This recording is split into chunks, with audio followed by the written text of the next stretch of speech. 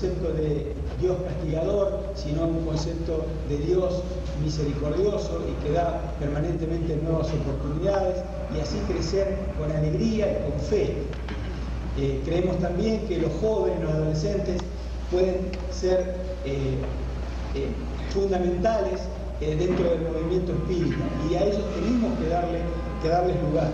Sabemos que hoy la juventud está expuesta a muchísimos riesgos en nuestra sociedad. Y si nosotros no le damos las herramientas para tomar decisiones, esas herramientas las tomarán de los amigos, de la televisión, de alguna corriente filosófica que les interese, o de los peligros como la droga y todos los riesgos, la violencia y todos los riesgos con que ellos están acostumbrados a convivir. Así entonces entendemos que, en definitiva, la familia dentro de la doctrina espírita tiene que tener un rol fundamental. Por eso me alegra tanto ver aquí estos niños, estos jóvenes, porque eso habla de espíritas no solamente preocupados por la difusión del espiritismo hacia afuera, que verdaderamente es muy importante para que todo el mundo pueda saber lo que el espiritismo es y no conocerlo, como lamentablemente pasa, por todo lo que el espiritismo no es. Conocerlo por mediumismos, por sincretismos y por cuestiones que no tienen nada que ver con su esencia, con su base filosófica y con su impulso de mejorar al ser humano. Por eso es que dentro de estos conceptos estamos tratando de trabajar en la CEPA para que la familia sea un eje fundamental de desarrollo del espiritismo, para que sin apuro, despacio, pero generación tras generación, los grupos puedan ir creciendo. Y utilizando también esta herramienta fabulosa que es la mediunidad, del cual vamos a hablar esta noche y vamos a permitirnos intercambiar con ustedes algunos conceptos. Conceptos que muchos de ellos seguramente ustedes ya los conocen y queremos de alguna manera reforzarlos y darles nuestro punto de vista acerca de nuestra experiencia. Nuestra institución, a la que yo pertenezco, junto con mi esposa Mónica, cuenta con 80 años de experiencia en el manejo y desarrollo de mediunidades.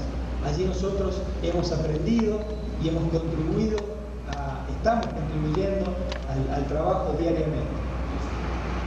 Yo conocía el espiritismo por Mónica. Su padre fue un presidente de la CEPA también. Esto me llamó la atención a mí cuando tenía 18 años. Y bueno, desde allí que venimos trabajando con Mónica. Tenemos 5 hijos y también 5 nietos, lo cual es todo un logro para nosotros.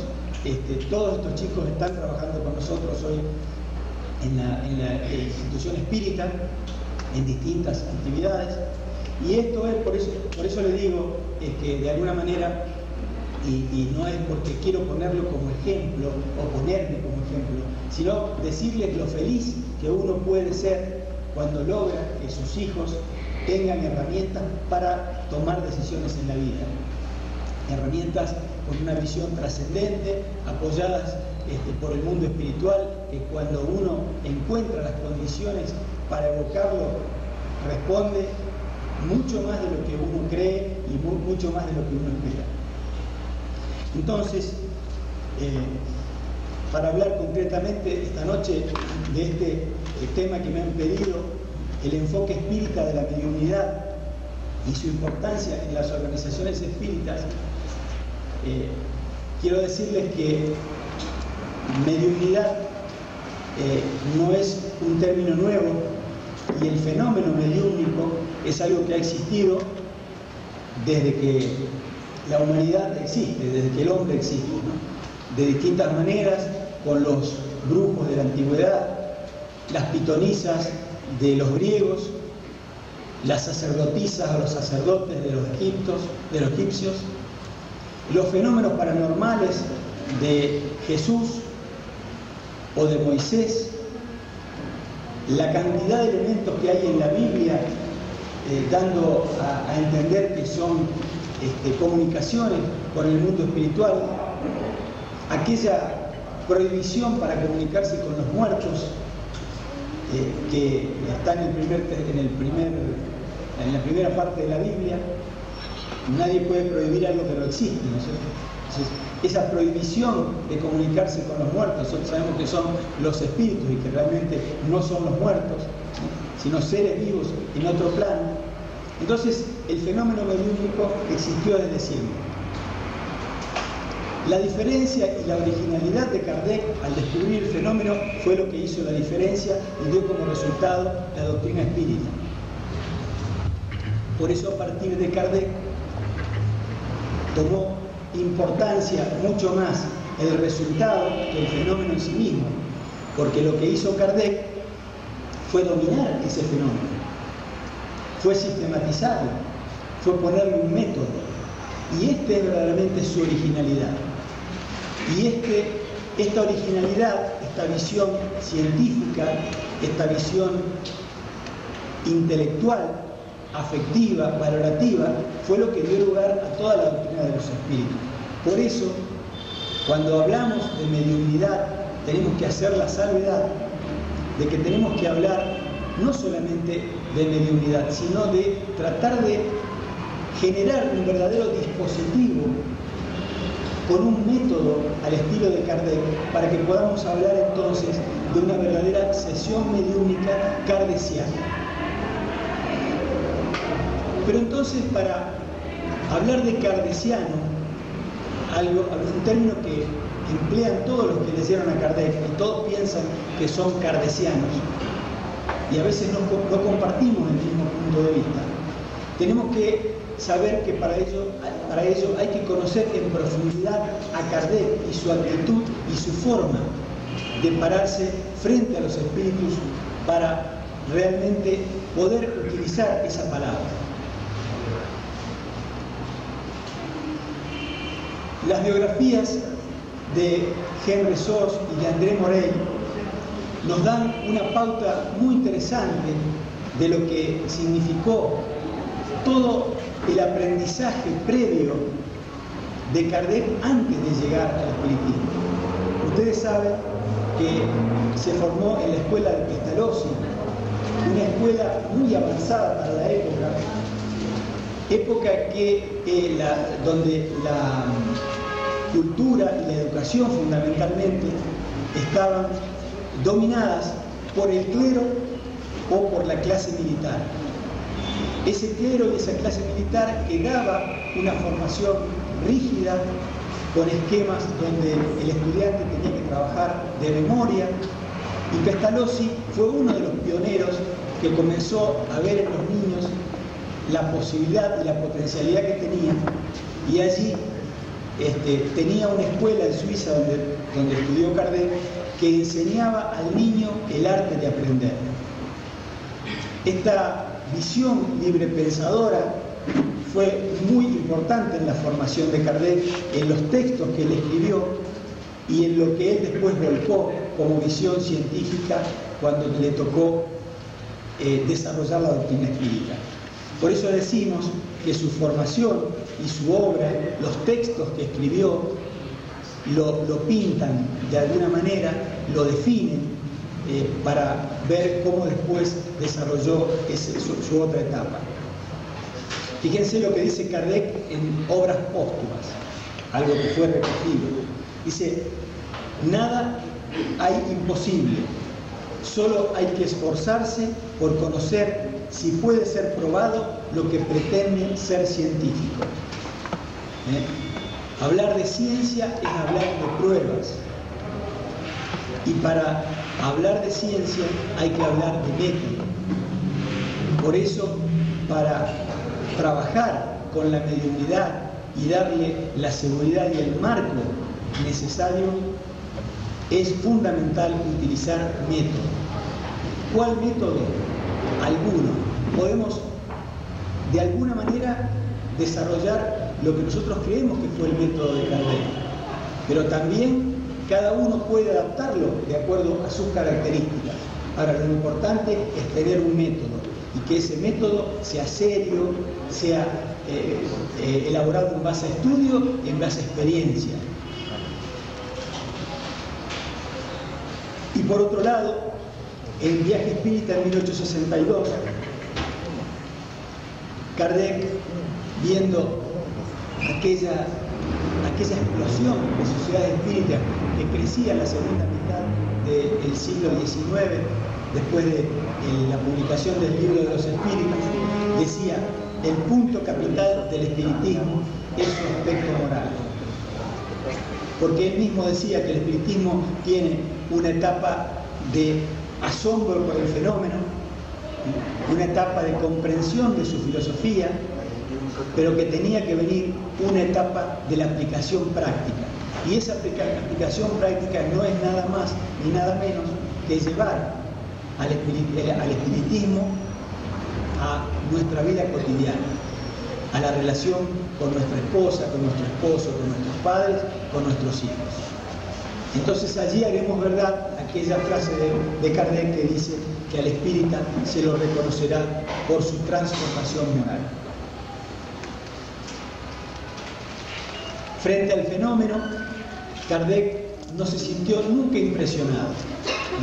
Todos los que hemos leído a Kardec sabemos que fue a desenmascarar una patraña. No creía él en eso y dijo: algo que está inanimado no puede ser que tenga inteligencia.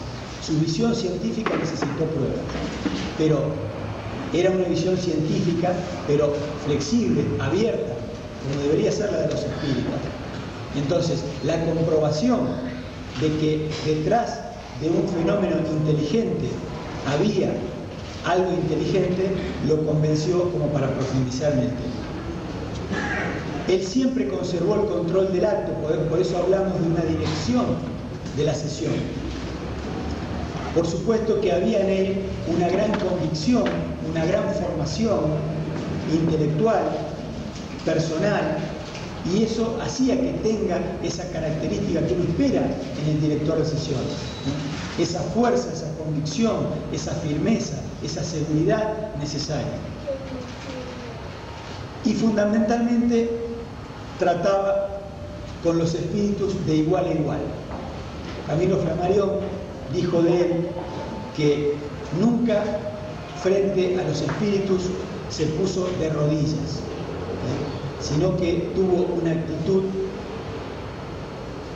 inteligente, abierta, pero a la vez crítica, porque, como él mismo dijo, no todos los espíritus son reveladores predestinados.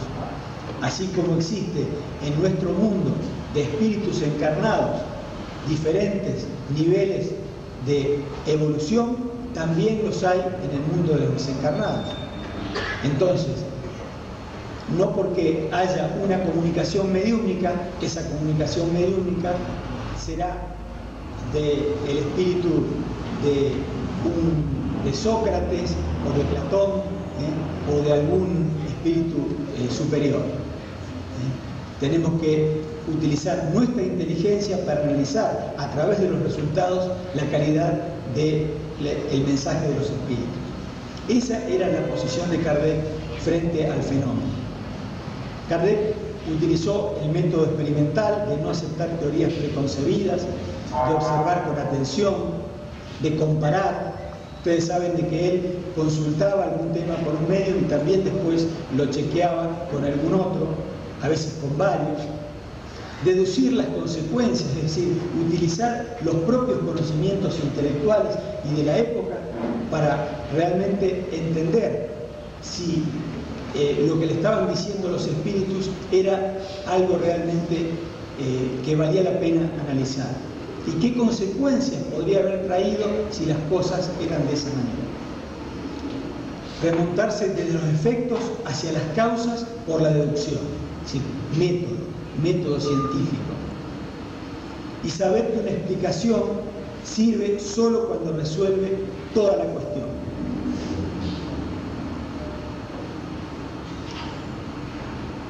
Esta posición de Kardec frente a los espíritus nos hace pensar que algunas cosas que Kardec recibió de los espíritus o que él dedujo en ese momento, lógicamente tenían mucho que ver con el entorno en el que Kardec desenvolvió su cultura. Kardec estaba en una sociedad fuertemente influida por una sociedad, por una religión, por una cultura judeo-cristiana, y no pudo abstraerse de esa influencia, porque esa influencia estaba en su cultura. Pero la visión científica e intelectual de Kardec permitió poner aquel concepto de que el espiritismo, so pena de perecer, debía actualizarse con el conocimiento del ser humano y de la evolución de la ciencia. Entonces hoy nosotros no podemos quedarnos con los conceptos que pudieron haber estado influenciados por los conocimientos de aquel momento. Hay conocimientos de aquel momento que los espíritus le transmitieron a Kardec que pueden ser revisados. Pueden ser revisados a la luz de las nuevas tendencias, de los nuevos avances de la ciencia. Y esto no va a significar de que vamos a reescribir a Kardec, ni que vamos a hacer de nuevo el libro de los espíritus, ni que vamos a negar a Kardec, sino que vamos a tener una visión kardeciana, una visión de no quedarnos de rodillas frente al espiritismo o frente a los espíritus o frente a nadie, sino estar con la mente abierta y dispuesta al cambio y a las nuevas tendencias. ¿Quiénes integraban la sesión mediúmnica kardeciana? Un director, el mismo Kardec. Fíjense lo que decía Kardec. Hasta entonces las sesiones no tenían un objeto determinado. Y yo me propuse resolver por su intermedio las cuestiones desde la filosofía, la psicología y la naturaleza del mundo invisible. Llegaba con una serie de preguntas, ordenadas metódicamente, y siempre recibí respuestas precisas y lógicas. Esa es la posición del director de sesiones de la sesión mediúmnica al estilo de Kardec. Muchas veces, y esto es válido y es cultural,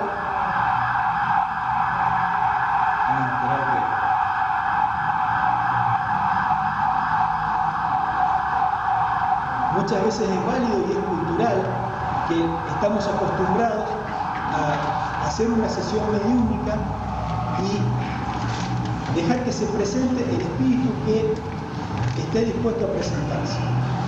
Creemos que se puede hacer algo más. Kardec hizo algo más. En nuestra experiencia se puede hacer algo más. Si uno tiene un grupo armónico y medios bien desarrollados, puede tratar temas que hacen a lo individual, que hacen a la investigación, que hacen también a la ayuda a espíritus de otro plano que necesitan de nuestra palabra. Podemos pedir que vengan determinado tipo de espíritus o un espíritu determinado. Se puede hacer. No vamos a desarrollarlo. Si a alguien después le interesa ese tema, profundizarlo, se puede hacer. Perdón, yo creo que se debe hacer. Creo que es la evolución hacia donde tenemos que ir.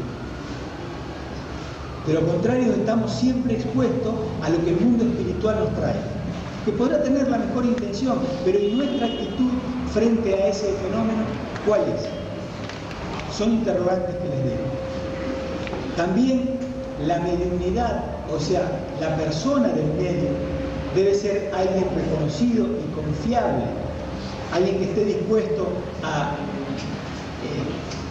ponerse bajo las órdenes de alguna manera del director. No porque el director le va a decir lo que tiene que hacer, sino porque el director es el que va a coordinar, es el que tiene el tema, y él se puede de esa manera, como medium, abandonar a su facultad y dejar que los demás evalúen el resultado de la facultad, pero no sintiéndose comprometido con el mensaje.